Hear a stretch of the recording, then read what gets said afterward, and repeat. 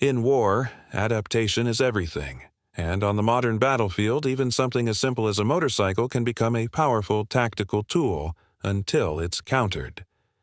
This is the story of how Russian troops started using dirt bikes to gain a surprising edge on the front lines of Ukraine, and how Ukrainian forces quickly adapted to shut the tactic down. By 2024, large parts of the Ukrainian front had reached a bloody stalemate. Heavy armor was vulnerable. Drones saturated the sky, and moving across open terrain often meant certain death. Both sides needed new ways to break the deadlock, but the Russians made a bold move. They brought back the motorcycle. Using small, lightweight enduro bikes, some even electric, Russian units began launching fast raids across open ground. These bikes could reach speeds over 100 km/h, weave through trenches and trees, and had a profile small enough to evade. Most surveillance drones.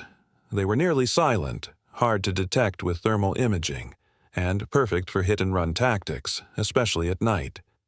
What started as small-scale experiments quickly escalated into a recurring Russian tactic.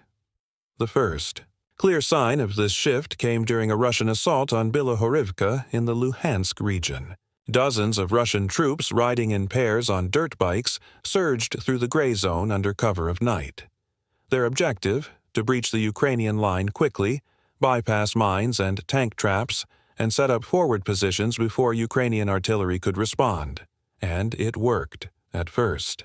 The bikes allowed Russian units to cross dangerous no-man's land in seconds, where tanks would have taken minutes. In at least 3 documented assaults, bikes got close enough to engage Ukrainian positions before being spotted. Footage shared by Russian soldiers showed convoys of motorcycles revving through forests, kicking up mud and snow as they sped toward contact. But the Ukrainians were watching and learning. Ukrainian commanders quickly recognized the new pattern. Motorcycle. Raids were fast, but they relied on surprise and weak detection. The solution: build better traps and improve drone reaction times. By analyzing thermal drone footage, Ukrainians learned to spot the bikes earlier, especially the gas-powered ones that emitted more heat.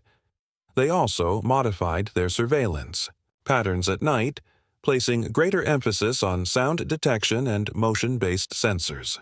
Some units began deploying lightweight mines and anti-personnel traps in areas most vulnerable to bike attacks. Others coordinated with loitering munitions, like the infamous FPV drones, to strike bikes mid-ride.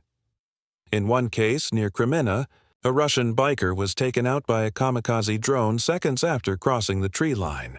Ukraine also leveraged the terrain. Forests and mud slowed the bikes down, so troops baited Russian riders into narrow kill zones, where they were met with concentrated fire from machine gun nests or launched drone swarms. Within weeks, the motorcycle tactic began to lose its edge. The same agility that made bikes dangerous also made them fragile. One well-placed shot could destroy a bike and its riders. Worse, once Ukrainian defenders were ready, the Russians lost the element of surprise. By spring 2025, sightings of Russian dirt bike assaults had dropped significantly. The tactic hadn't been abandoned entirely, but it was no longer the game-changer it once seemed. Still, the brief motorcycle phase of the war revealed something important. In modern combat, innovation can come from unexpected places.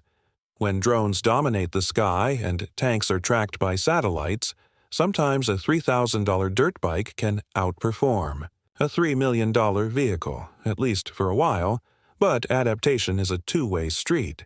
Ukraine's ability to rapidly study, respond, and neutralize this tactic proved once again that flexibility, not firepower, often determines who gains the upper hand. In this war, victory doesn't belong to the strongest. It belongs to the fastest learner. If you found this breakdown insightful, subscribe for more frontline tactics and real-time analysis of the war in Ukraine. Because every detail matters, and sometimes even a motorcycle can change the course of a battle.